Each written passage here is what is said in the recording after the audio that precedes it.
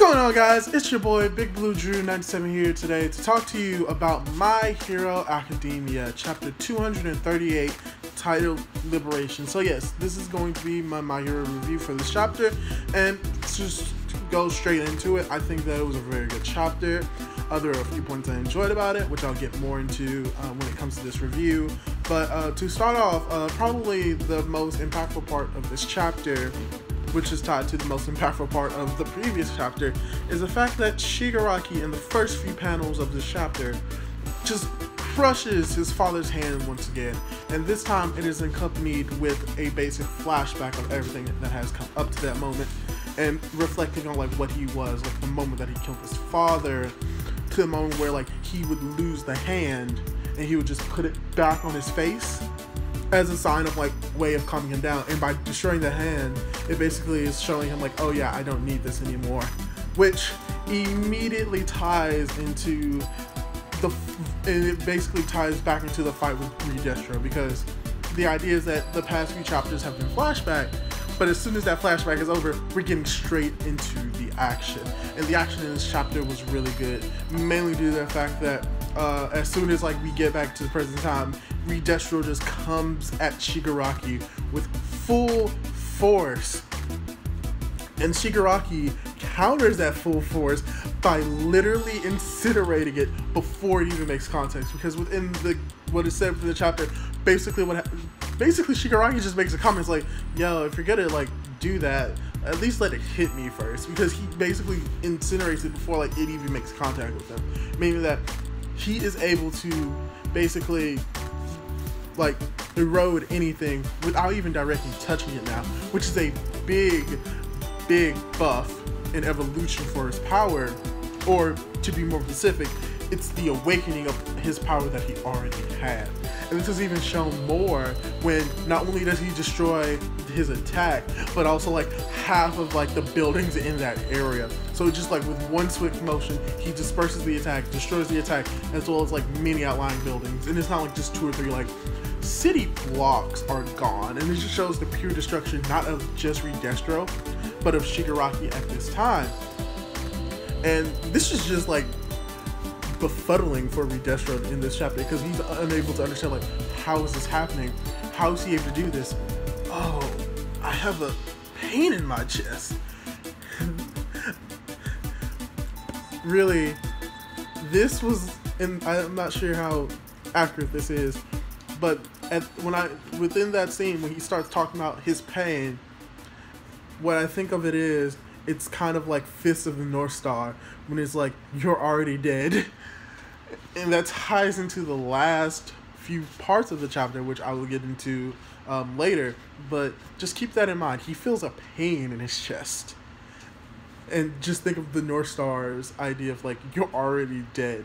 But yeah, he basically, and then immediately after that attack, you just see Shigaraki in just this black cloak, which is like his like clothing, and it's just, you see his bare feet, you see like, it is a wonderful scene. Like, the best part about this chapter is just that one scene with Shigaraki just standing there gloating at Redestro. And this gloating just makes Redestro mad, to the point in which he like starts gathering up like armor from around him, because you know he's in the head of Detnerat, which is basically the equivalent of like Hollister clothing, or like clothing like big and tall, like made for specific types of people with mutation quirks, so, where they can have special clothing made. But then they also start to dabble into hero support items, which for Redestro is basically an armor that looks like Hulkbuster armor if the Hulk wore it. And it's just like, now I have this armor that increases my stress amplification. Now I'm at 150% of stress. And a funny part about that is, later on, Shigaraki makes a comment like, oh, 150%, huh? I guess this is that plus ultra that they've been saying. But so I thought that scene was funny, because it kind of is like, he understands like it's just an arbitrary number, but it's like you give it meaning even though it's worthless. So yeah, that was really cool. So he starts to charge at Shigaraki, and then after that, we immediately cut over to basically Gigantomachia just running through the city, running wild, like no one is able to stop it. And then we get like a look at what Compress is doing, what Dabi is doing, what Twice is doing. At this moment, Twice is like worried about Shigaraki and worried about what's gonna happen when Gigantomachia gets to them. And then you also have Toga, who's unconscious, almost dead. And then you have Compress and Dabi, and Compress is like, "Yo, Dabi, let's go. We have to like go like stop Gigantomachia and save Shigaraki." And Dabi's like, "But I want to incinerate the ice dude." And I'm like, it's just like it's just funny because he's like, "Yo, I want to kill this guy. I want to turn him to ash." And then Compress is like, "No, we have to go." And then we see Compress start talking to the doctor, and and he's like saying, "Yo, doctor, help us. We need your help. Like, use that thing that you were talking about, because we need your help." And then the doctor's like, "What are you saying? No, I can't do that. John gets tonsillitis when he uses that." And then Compress is like, "Wait, what are you talking about?" He's like, "Come on, help us.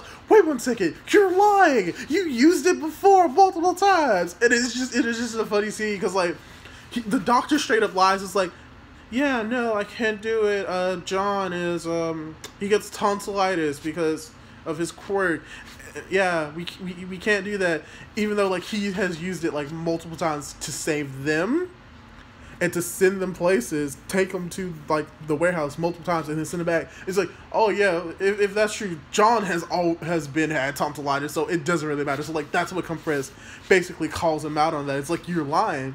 And what the doctor truly says is like, "Yo, I'm not gonna teleport y'all to a place and because y'all are compromised. Y'all are being tracked by the Liberation Army. Maybe you should probably fix that before I can do anything to help you." And he's like, "But," and then Compress is like, "But what about Shigaraki? He's supposed to be like the predecessor for like all for one." Yeah, all for one. He's supposed to be the successor. And he's like, "Well, he has to be caught up in the corner." Like basically, it's like he has to do this, is what the doctor says. Like he has to be put up against the wall for him to grow, and that kind of is what happens at the end of it. But before we get to the end, we have the ice dude who can manipulate ice, like it's like pyrokinesis but with ice, so frozen kinesis or something like that.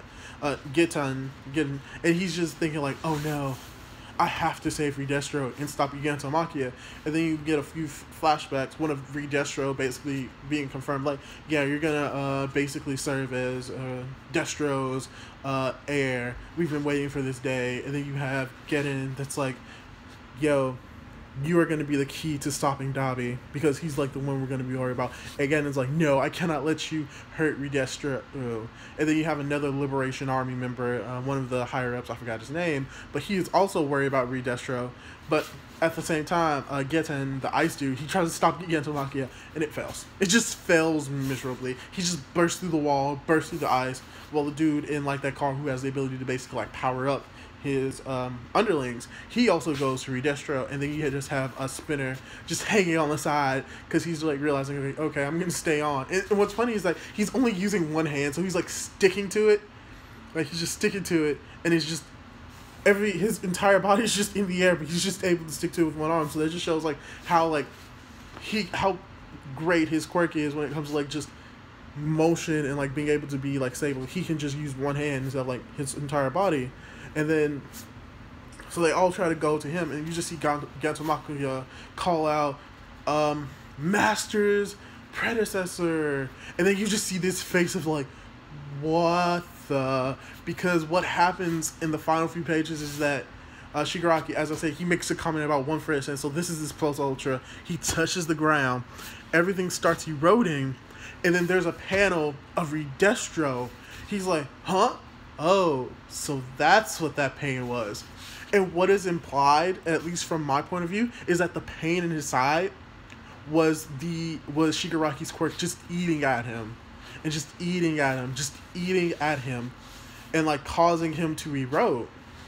So the pain that he was feeling, like, "Oh, I get what that pain is because he no longer has a lower body anymore." He's like, "Oh, okay, that makes sense." And just eradication. And in the background, you see just pure, like basically what seems like a light of just pure nothingness and destruction. And I think what happens in that moment is basically Gigantomachia just recognized Shigaraki as the next, his next master. And I think, if anything, what I enjoyed most about this chapter is that final scene where Shigaraki, makes that comment, and just basically it shows that, yeah, Gigantomachia finally recognizes Shigaraki's strength. The fact that he's, like, able to just destroy parts of the city instantly. So hopefully within the next chapter, we'll get more elaboration on that. The arc is pretty much come to the end. Redestro is pretty much dead. They're about to, like, wrap up all the fights. I'm pretty sure Dabi's probably gonna kill Geton. And Spinner is gonna kill, like, the dude on that car, which is weird because apparently it comes out as a loss to them. So what I think happens is, chances are high enough one of them just has to die. I don't think it's Compress. I don't think it's Dabi. I don't think it's Toga. Twice probably dies, but the fact that he has made clones of himself means that he could still, like, live on, but, like, the original body is dead, and we could go back to, like, oh, well, he knows that he's a clone, but, like, he may think that he's real, or he'll just know that he's always a clone and nothing else happens, or Spinner dies. Because, yes, apparently Spinner is telling the story of how they lost. That is true, but it's not necessarily the case of he's telling the story, but he's not telling it from the, like, him in the future. He's telling it from the present, and we're just viewing the past up until that moment. There is a chance that Spinner dies for Shigaraki's cause, which pushes Shigaraki further. Basically, the idea is, like, we're getting this arc told by Spinner, but at the end of the arc, the last things that we hear is Spinner's last words, and that ties into, like, the end of the arc. So, in my opinion, I think Spinner may die in this arc, which can be considered a loss for the villains, because they lost another member.